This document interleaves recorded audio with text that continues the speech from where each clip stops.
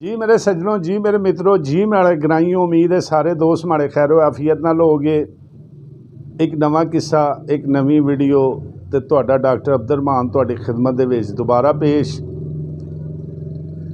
ते अज दी जिहड़ी मैं वीडियो लैके आया, बहुत उच्चा गुलूकार और आलम लोहार दा सच्चा आशक, प्यारा आशक, और जिहदे चों आलम लोहार दी खुशबू भी आंदी है। ते अज उहदे तुसीं गाने, उहदे किस्से, उहदियां दास्तानां ते जरूर सुनियां होणगियां, लेकिन उहदी जिंदगी दे मुतलक बहुत घੱਟ लोकां नूं पता होएगा। ते मैं शुक्रगुजार हाँ सब तो पहले उन्हां दा, और जनाब कि उन्होंने अपने कीमती वक्त चो टाइम कढ़ के सानू अपनी पूरी दास्तान सुनाई। ते अज गल करांगे जनाब फोक सिंगर अब्दुल वाहद लोहार, शगिर्द खास आलम लोहार। आलम लोहार दे शगिर्द वाहद लोहार दी पूरी जिंदगी दा अज तुहानू असी जिहड़ी वीडियो है इहदे विच दसांगे। लेकिन इस तो पहले मैं जनाब नवाज साहब फ्रॉम गुजरात, ए जिन्हां दी उत्ते तुसीं तस्वीर वेखदे हो पे, बहुत शुक्रगुजार हाँ इन्हां दी मुहब्बतां दा। ते इन्हां ने जनाब बड़ा सानू मुहब्बत दे नाल सानू हौसला अफजाई की, मेरियां वीडियो वेखियां, ठीक है। और एक कुवैत दे विच रहे, आरफ साहब दे नाल भी इन्हां दा बड़ा राबता रहा। दूजी तस्वीर वेखदे हो पे, आरफ साहब दे नाल इन्हां दी जवानी दी तस्वीर है, पहली जिहड़ी सी ओह बुढ़ापे दी तस्वीर सी। ते बड़े मुहब्बत करन वाले ने, बड़ी हौसला अफजाई की। मैं तमाम उन्हां दोस्तां दा बार बार अपनी हर वीडियो शुक्रिया अदा करना, जिहड़ा तुसीं मैनूं पर्सनल दे मैनूं कालां करदे हो, मैनूं कमेंट्स करदे हो। भाई जुल्फकार तेरा भी बहुत बहुत शुक्रिया। ते बाकी जिहड़े दोस्तां दे मैं नां नहीं लै सकिया, लेकिन ए तुहाडे फोन नाल मेरा इन्ना कि हौसला और खून वधदा है ना, यकीन करो कि मैं जिन्नी मेहनत सादक मुगल साहब फैसलाबाद वाले, वो जदों वीडियो वेख के तो खुश हुंदे ने, हौसला अफजाई करते हैं, तो यकीन करो कि मेरी मेहनत जिहड़ी है ना ये रंग लै आंदी है। लेकिन इस तो पहले अगर तुसी मेरे चैनल ते नवे आए हो और इस तरह के किस्से, दास्तानां और वीडियो वेखना चाहते हो, तो सब तो पहले तुहाडे अगे कोई रिक्वेस्ट है कि मेरे चैनल नूं सबसक्राइब करो, नाल दिते गए बैल आइकॉन दे बटन नूं दबाओ, ताकि तुसी भी इन्हां गुलूकारां दी और इहो जिहे फोक सिंगरां दी दास्तानां सुन सको ते वेख सको। आओ हुण चलने अज उस अजीम गुलूकार दी तरफ कि वाहद लोहार किस तरीके नाल आलम साहब कोल पहुँचया, किस तरह आलम साहब दे इन्हें गाने गाए और किस तरह आलम साहब ने इनू अपना शगिर्द किया। तो वीडियो नू आखिर तक जरूर वेखना है, पूरा मज़ा आएगा और इंशाअल्लाह तुहानू पसंद आएगी। यह वाकया, यह उन्हां दी जिंदगी दी दास्तान इस तो पहले किसी ने तुहानू नहीं दसी होनी। वाहद लोहार जनाब डसके दे रहने वाले ने, ठीक है। और जिस तरह कि मैं कहना कि हर बंदा अजकल लोहार लिखी फिरदा है, लेकिन एक खानदानी लोहार है, मिर्ज़ा है और लोहार है। तो माशाल्लाह बहुत अच्छा इन्हां दा अपना ज़ाती कारोबार है। जिस तरह कि लोहार फैमिली दा, मुगल बरादरी दे कारोबार होंदे ने, उंज दा इन्हां दा कारोबार है। तो इन्हां दे वालिद भी यही कारोबार करते रहे, ठीक है। तो इन्हां नूं कोई जवानी दे विच जनाबे अली शौक उठिया गुलूकारी दा, जिस तरह जिहदे च जरासीम हुंदे ने। तो सब तो पहले जनाब 7 मुहर्रम वाले दिन मोड़ एमनाबाद थिएटर लगा सी, उत्थे लगदा हुंदा सी, ते थिएटर बंद सी। तो इन्हां दे दिल शौक होया, ये मोड़ एमनाबाद पहुँचे, लेकिन वेख्या अगों थिएटर बंद।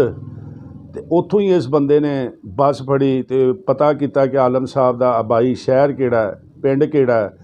तो बंदियां ने दस्सिया कि वो लाला मूसा दे नज़दीक आज गोच एक पिंड है, उत्थों दे आलम साहब रहने वाले ने। ये बंदे ने बस फड़ी, उत्थों बैठा तो शाम जाके आज गोच पहुँच गया। आज गोच पहुँच के जदों ये उन्हां दे घर पहुँचया तो आलम साहब दे वालिद घर बैठे सी, आलम साहब बाहर सी। तो ये मिलिया तो मिल के इन्हें दसिया कि जी मैं डस्के तो आया और मैं आलम साहब का शागिर्द होना चाहना। उन्हें कहा ये आलम साहब, उन्हें कहा जी वो तो बाहर निकले ने तो वेख लो। इन्होंने बाहर निकल के वेख्या तो आलम साहब डॉक्टर अरशद लोहार उदों छोटे सी, उन्होंने लैके तो फिरते सी पे थे, उहदे कोल चले गए। उत्थे एक आलम साहब दे नाल उन्हां दा एक खान साहब सी, रोशन उहदा नाम सी, तो वह भी उत्थे नाल सी। तो ये जाके आलम साहब नूं मिले। आलम साहब ने इन्हूं अच्छे अंदाज में मिल के पूछया भी की जवाना तेरा मकसद है। तो इन्हें कहा जी मैं तुहाडा शागिर्द होना चाहना। उन्हें अपने वो रोशन नूं कहा कि इनू यार पर बाहर पैलियां लै जा, तो इसदी आवाज़ सुन के आ तो वेख भी ये की हिसाब किताब है इहदा। उन्हें इनू लिया तो नाल जाके वाहद साहब नूं हाजी आलम लोहार साहब ने भेजिया। वो लैके पैलियां गया। उत्थे वाहद साहब ने शाह मलूक के चंद बोल उन्होंने सुनाए। जदों उन्हें वो बोल सुने वापस आया, आलम साहब को जदों पहुँचया तो आलम साहब नूं उन्हें आके दसिया कि जी बंदा पूरे दिनां दा ते पूरी लैह ते अजे है घट उम्र दा, लेकिन आवाज़ इहदे विच कोई शक नहीं है। आलम साहब ने कहा कि पुत्र ठीक है, यह तो तू ठीक है अपनी जगह, लेकिन मैं तेनों इंज शागिर्द नहीं करना जब तक तेरा कोई वड्डा नाल ना आवे। तो फलानी तारीख नूं मैं गालबन नारोवाल में मेला ते आना है, उत्थे अपने किसी वड्डे नूं लैके आई, उत्थे तेनों असी जड़ा ना शागिर्द करांगे। तो ये फिर जनाबे अली जदों नारोवाल आलम साहब का मेला शुरू होया तो उत्थे पहुँचया। तो उत्थे जदों पहुँच गए ने तो आलम साहब ने जनाब उस मेले च भी इन्हां कोलों फजल करीम कसाई ने जोड़ी बजाई तो मिर्ज़ा साहिबा गुणिया तो सुन के तो बड़ा जनाब खुश होए।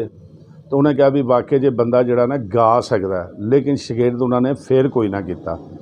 और उस तो बाद ये दोबारा एक मेले ते आए तो फिर वाहद साहब उत्थे पहुँचे। वाहद साहब ने इन्होंने दावत दी अपने घर बुलाने की।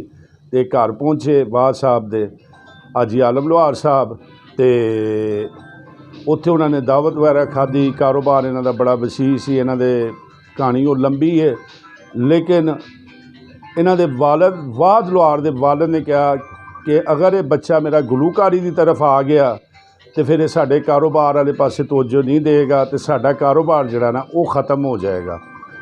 तो लेकिन उन्होंने वालद ने रिक्वेस्ट की तो आलम साहब ने कहा कि यार बच्चे की ख्वाहिश भी है, शौक भी है, तो मैं तुहाडी ये करना कि इनू जिहड़े मेरे नज़दीक दे मेले होणगे उन्हां मेलियां दे विच गवावांगा, लेकिन बाहर नहीं लैके जावांगा।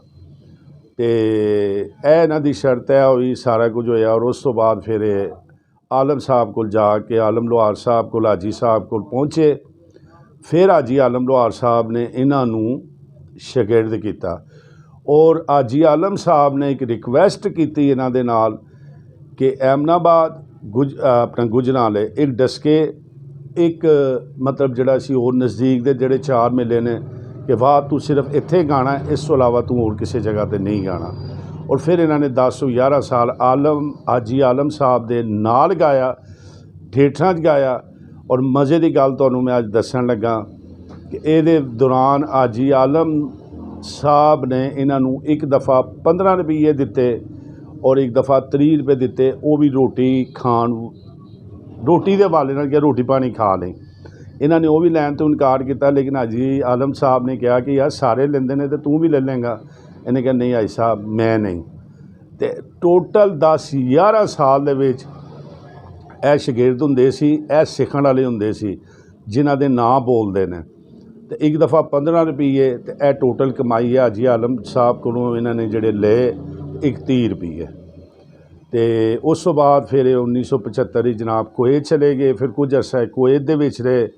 और अज भी हाजी आलम साहब की बेटी भी आरफ लोहार साहब भी इन्हां दी गैर मौजूदगी च इन्हां दे घर इन्हों जाते रहे ने, हाज़री लवाते रहे ने। और एक किस्सा होर है वो मैं अपनी अगली वीडियो दे विच दसांगा। तो यह पूरी दास्तान जे अब्दुल वाहद लोहार दी शागिर्द होने दी और हाजी साहब दे नाल वक़्त गुजारन दी एक किस्सा तुहानूं अगली वीडियो दसांगा। तो उम्मीद है मेरी यह वीडियो तुहानूं ज़रूर पसंद आई होएगी। और इस तो पहले वाहद लोहार दे मुतलक इहो जी दास्तान तुहानूं किसी ने नहीं दसी होनी। अगर यह मेरी वीडियो पसंद आई होवे तो बराए मेहरबानी ਇਹਨੂੰ ज़्यादा तो ज़्यादा शेयर भी करना, कमेंट ज़रूर करना, तो बहुत ज़्यादा हौसला अफजाई होएगी अगर तुसी मैनू पर्सनल ते कॉल करोगे, जिहड़ा नंबर उत्ते लिखिया हुंदा मेरा, तो मैं तुहाडा शुक्रगुजार अपने तमाम चाहण वालियां दा, तमाम वेखण वालियां दा कि तुसी मैनू वेखदे हो, मेरी हौसला अफजाई करदे हो, तो मैं भी कोशिश करना। अगली दफ़ा एक बहुत अजीम गुलूकार है, वो भी हाजी साहब का बहुत शागिर्द है, ਉਹਦੀ मालूमात ਲੱਭਣ ਦੀ कोशिश कर रहा, वो भी ਤੁਹਾਨੂੰ रिकॉर्ड देंगे, क्योंकि गाने सुनते रहते हो लेकिन ਤੁਹਾਨੂੰ ਇਹਨਾਂ ਦੀ ਜ਼ਿੰਦਗੀ, ਇਹਨਾਂ ਦੀ ਸ਼ਾगिर्दी ਇਹ मालूमात भी होनी चाहिए है। तो मिलने एक नवे किस्से नवे वीडियो के नाल। अस्सलाम वालेकुम।